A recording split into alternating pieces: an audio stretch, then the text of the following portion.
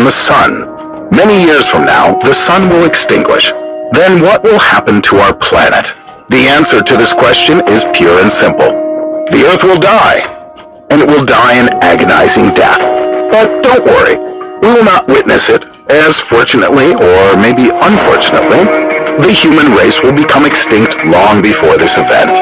So why not try extinguishing the sun sooner? What will happen if we pour a huge bucket of water on it?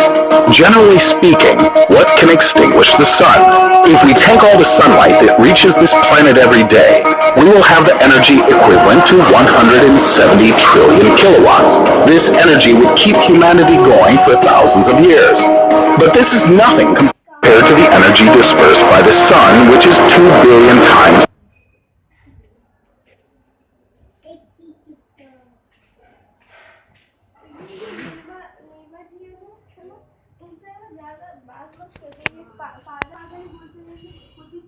कहाँ बोलते हैं पागल कब बोला As much energy. Where is it dispersed? Into outer space. इसमें झूठ क्या है अरे If people could accumulate all this energy, its daily amount would guarantee us millions of years of carefree life. Even now, if we focused on trapping solar energy, we could forget about paying our utility bills. But let's get back to reality. According to relativity theory, if a body gives off energy, its mass diminishes.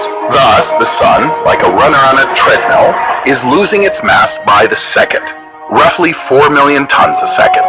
In a nutshell, the sun is extinguishing because it is burning. Or speaking more accurately, it produces energy through thermonuclear fusion. If the sun had the mass of the Earth, it would burn out in 50,000 years. But this is just another if. Well, as a matter of fact, the mass of the sun is nearly 350,000 times that of the Earth. Therefore, burning 173 billion tons a day, it can burn for 10 billion years. With half of this lifespan being already over, our descendants will have another 5 billion years to come up with a plan on how to prevent this frightful cataclysm. Someday, the sun will run out of hydrogen fuel and fade away. But we won't be there to see the spectacle. It's too much waiting. So, it crossed my mind that it would be interesting to consider the possibility of pouring a bucket of water on the sun. In other words, to extinguish it ahead of time. Firstly, it will not be an easy task to find a bucket of appropriate size. Hardly feasible, if at all. However, let's assume we've got the bucket and have even discovered a way to deliver it straight to the sun. What will happen next? An accurate answer to this question can be given by an astrophysicist with special software, since nothing like that has ever happened in nature and hardly ever will.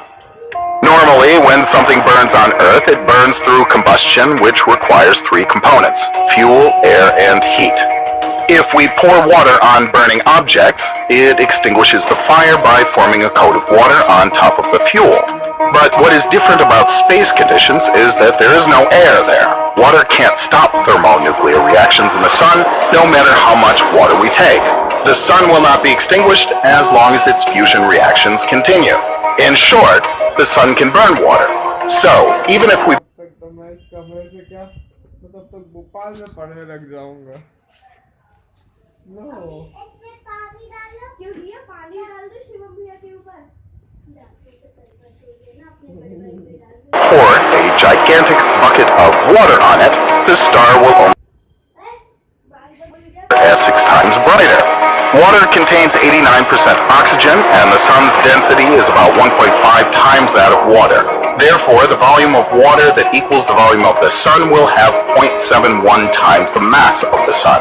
That will result in the birth of a new star with the weight 2 times that of the present sun, and composed of 48% hydrogen, 14% helium, and 37% oxygen. Even if we had the possibility to pour a huge bucket of water on the sun, fortunately, or maybe unfortunately, we wouldn't be able to see it extinguished. Anyhow, watching the birth of a new star bigger than the sun is a doubtful pleasure. What do you think? We look forward to your comments.